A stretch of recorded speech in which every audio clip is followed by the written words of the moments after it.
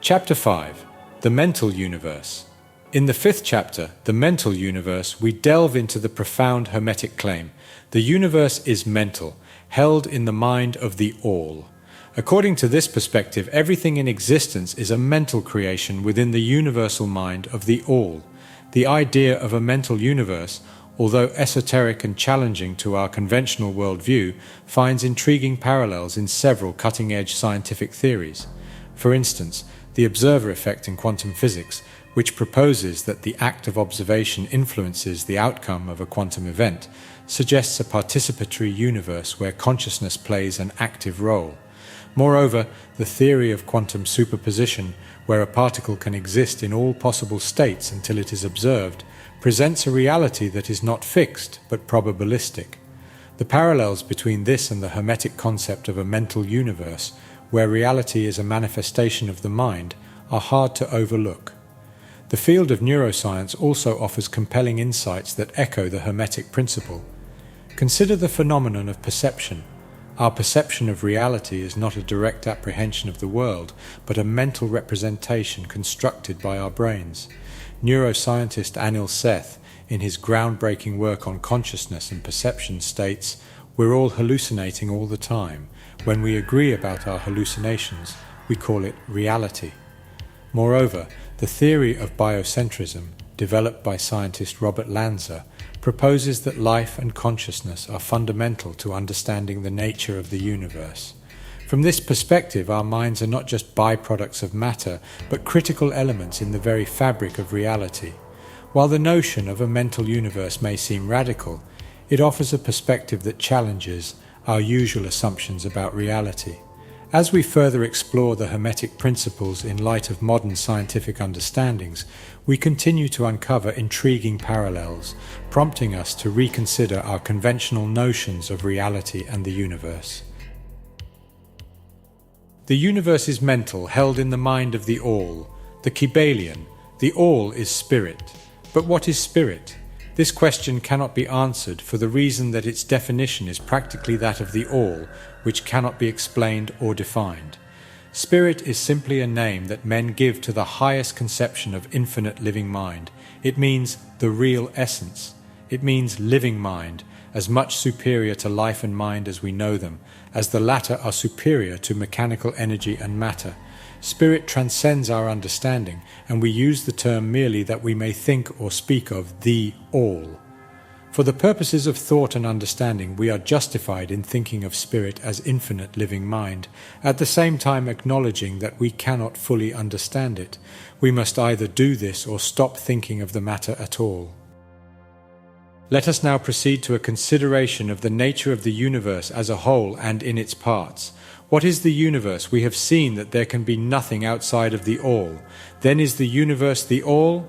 No, this cannot be, because the universe seems to be made up of many and is constantly changing, and in other ways it does not measure up to the ideas that we are compelled to accept regarding the All, as stated in our last lesson. Then if the universe be not the All, then it must be nothing. Such is the inevitable conclusion of the mind at first thought. But this will not satisfy the question, for we are sensible of the existence of the universe. Then if the universe is neither the All nor nothing, what can it be? Let us examine this question. If the universe exists at all, or seems to exist, it must proceed in some way from the All. It must be a creation of the All. But as something can never come from nothing, from what could the All have created it? Some philosophers have answered this question by saying that the All created the universe from itself, that is, from the being and substance of the All. But this will not do, for the All cannot be subtracted from nor divided, as we have seen. And then again, if this be so, would not each particle in the universe be aware of its being the All? The All could not lose its knowledge of itself, nor actually become an atom or blind force or lowly living thing. Some men, indeed, realizing that the All is indeed all, and also recognizing that they, the men, existed, have jumped to the conclusion that they and the All were identical, and they have filled the air with shouts of "I am God," to the amusement of the multitude and the sorrow of sages. The claim of the corpuscle that "I am man" would be modest in comparison. But what indeed is the universe if it be not the all, not yet created by the all having separated itself into fragments? What else can it be? Of what else can it be made? This is the great question. Let us examine it carefully. We find here that the principle of correspondence, see Lesson 1, comes to our aid here. The old Hermetic axiom, as above so below, may be pressed into service at this point. Let us endeavour to get a glimpse of the workings on higher planes by examining those on our own. The principle of correspondence must apply to this as well as to other problems. Let us see. On his own plane of being, how does man create? Well, first he may create by making something out of outside materials, but this will not do, for there are no materials outside of the all with which it may create. Well then, secondly, man procreates or reproduces his kind by the process of begetting, which is self-multiplication, accomplished by transferring a portion of his substance to his offspring. But this will not do, because the all cannot transfer or subtract a portion of itself, nor can it reproduce or multiply itself. In the first place there would be a taking away, and in the second case a multiplication or addition to the all, both thoughts being an absurdity.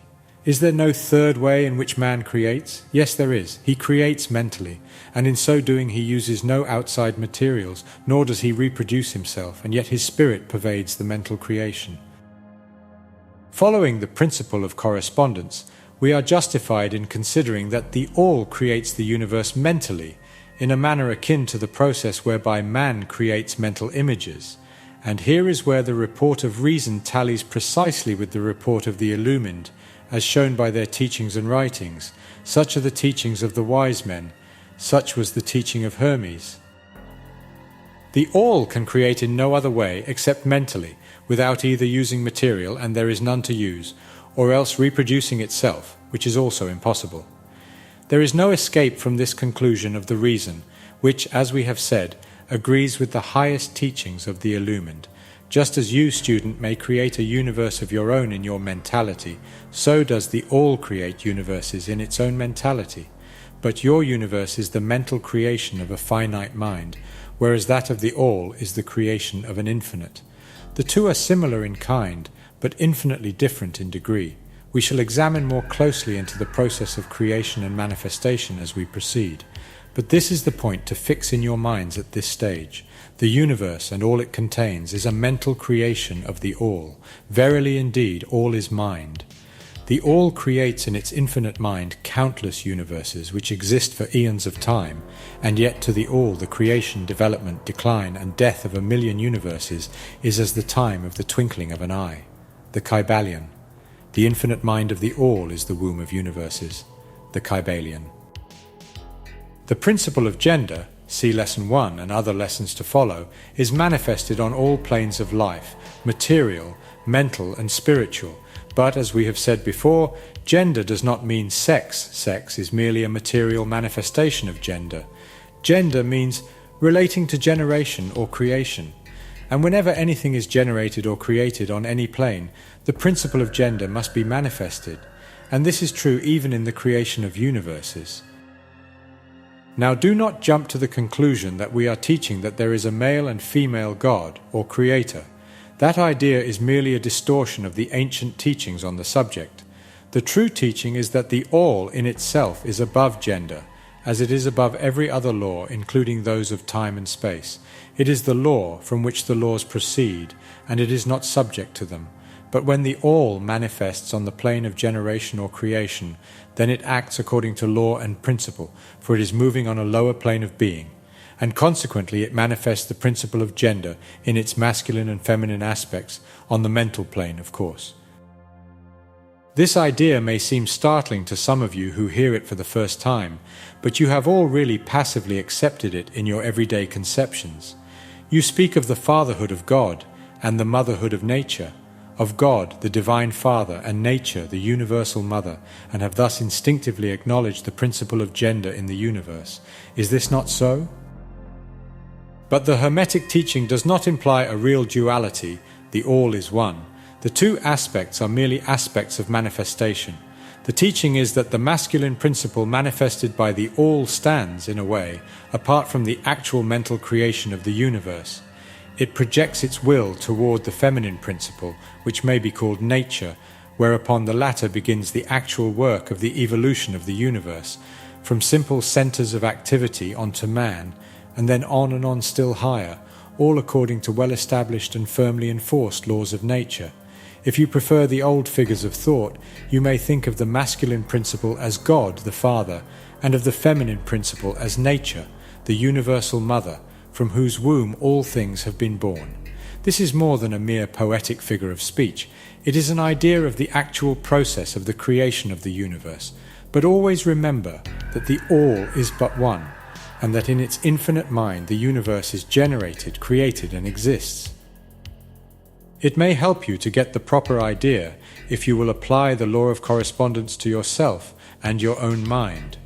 You know that the part of you which you call I, in a sense, stands apart and witnesses the creation of mental images in your own mind. The part of your mind in which the mental generation is accomplished may be called the me, in distinction from the I, which stands apart and witnesses and examines the thoughts, ideas, and images of the me.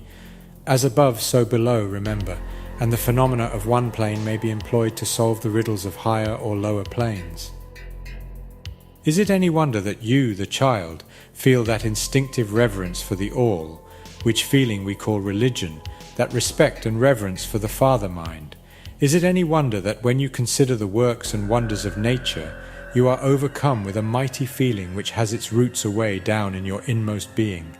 It is the mother mind that you are pressing close up to, like a babe to the breast. Do not make the mistake of supposing that the little world you see around you, the earth which is a mere grain of dust in the universe, is the universe itself. There are millions upon millions of such worlds and greater, and there are millions of such universes in existence within the infinite mind of the all. And even in our own little solar system there are regions and planes of life far higher than ours, and beings compared to which we earth-bound mortals are as the slimy life forms that dwell on the ocean's bed when compared to man. There are beings with powers and attributes higher than man has ever dreamed of the gods possessing, and yet these beings were once as you, and still lower, and you will be even as they, and still higher in time, for such is the destiny of man as reported by the illumined. And death is not real, even in the relative sense. It is but birth to a new life, and you shall go on and on and on to higher and still higher planes of life, for eons upon eons of time. The universe is your home, and you shall explore its farthest recesses before the end of time. You are dwelling in the infinite mind of the all, and your possibilities and opportunities are infinite, both in time and space. And at the end of the grand cycle of eons, when the all shall draw back into itself all of its creations, you will go gladly, for you will then be able to know the whole truth of being at one with the all. Such is the report of the illumined, those who have advanced well along the path. And in the meantime rest calm and serene. You are safe and protected by the infinite power of the Father-Mother mind. Within the Father-Mother mind, mortal children are at home, the Kybalion. There is not one who is fatherless nor motherless in the universe, the Kybalion.